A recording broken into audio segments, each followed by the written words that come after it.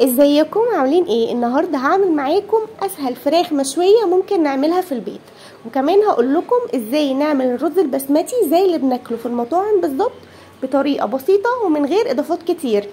بس قبل ما نبدا ما تنسوش تعملوا لي لايك وفولو واشتراك في قناه اليوتيوب، ويلا بينا نشوف هنعمل ايه. لكل فرخه متوسطه الحجم هنحتاج بصلايه كبيره و2 أو 3 فلفل سبايسي وحبايه واحده بس فلفل رومي، وتقدروا تحطوا الفلفل كله سبايسي، مش هيخلي الفراخ حرقه ولا حاجه، بس بيديها طعم حلو قوي. وحوالي 6 فصوص كبار توم وليمونه بقشرها، بنشيل بس البذر منها. هناخد الخضار نضربه في الخلاط بربع كوبايه ميه لحد ما يوصل للشكل ده. لو هنشوي الفراخ على جريل او على الفحم بنصفي الخضار ونستخدم بس السوائل بتاعته في التتبيله، علشان التفل اللي بينزل من الخضار ده بيتحرق بسرعه من الجريل او الفحم. ولو هنشويها في الفرن بنستخدمه زي ما هو كده، ما بنحتاجش نصفيه ولا حاجه. بعد كده بقى بنزل بالتوابل، واللي هي عباره عن ملح وفلفل وبابريكا وزنجبيل، بس كده. بقلب التوابل مع الخضار كويس، وبعد كده بنزل بالفراخ بتاعتي. بنقلب الفراخ كويس مع التتبيله ونتاكد ان التوابل وصلت لكل قطعه في الفرخه. انا هنا مقطعاها تقطيع شوي عشان كنت هسويها على جريل، بعد كده الصراحه استسهلت وسويتها في الفرن.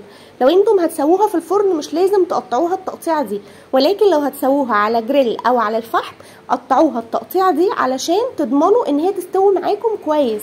الفراخ المشويه كل ما بنقعدها في التتبيله وقت اكتر كل ما بتدينا طعم احلى، فيستحسن ان انتم تتبلوها قبليها بليله او قبليها بساعتين 3 على الاقل. بنتبلها ونحطها في التلاجة وبنخرجها وقت السوا على طول. قبل ما ادخلها الفرن على طول بوزع معلقتين زيت كده على وش الفراخ بس من فوق، علشان تديني لمعه حلوه للفراخ وتبقى كريسبي كده من بره. بعد كده بندخلها الفرن على درجه حراره 200 لحد ما تستوي. ولو استوت وحسيتوا ان الوش لسه محتاج ياخد لون شويه افتحوا عليها الشوايه دقايق بس لحد اما الوش يوصل للون اللي انتم عايزينه. الرز البسمتي لازم يتنقع في الميه قبل التسويه على الاقل نص ساعه علشان تضمنوا نتيجه كويسه، وفي انواع بيبقى مكتوب عليها ان هي تتنقع مده اطول من كده، فمهم ان انتم تقروا التعليمات اللي بتبقى موجوده على كيس الرز علشان تضمنوا نتيجه كويسه. ولو مش مكتوب الوقت فخليكم في المضمون واعملوا زيي وانقعوه نص ساعه في الميه قبل ما نستخدمه. وبعد كده بغسله واصفيه كويس وابتدي اشتغل بيه. عايزين تغسلوه قبل النقع براحتكم طبعا.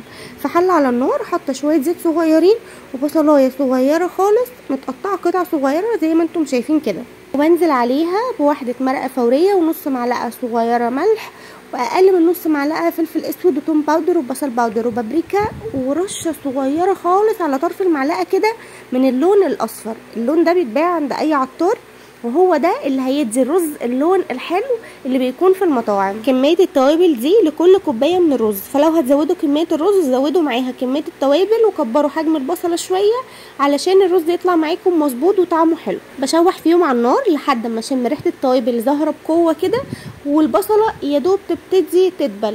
ما تحمروش البصله خالص علشان ما يقلبش معاكم رز سمك. وبحط كوبايه وربع من الميه السخنه وانزل عليها بالرز واديله تقليبه واغطي الحله واسيبها على نار متوسطه لحد ما الرز يتشرب. اول ما الرز بيتشرب بروح موطيه النار خالص واسيبه بقى براحته لحد ما يستوي تماما. زي ما انتم شايفين كده هي دي المرحله اللي بهدي فيها النار على الرز. هو محتاجش مني اكتر من كوبايه وربع ميه، ولكن انواع الرز بتختلف، فانتم لو حسيتوا ان هو محتاج ميه زياده زودوا شويه بشويه. وبكده نبقى عملنا اسهل رز بسمتي ممكن تعملوه، وطعمه ما يختلفش اي حاجه عن الرز اللي بناكله بره. والفراخ يا جماعه خطيره وسواها مظبوط جدا، طعمها لا خلاف عليه. جربوها وما تنسوش تعملوا لي لايك وفولو واشتراك في قناه اليوتيوب، وبالف هنا وشفا على قلوبكم.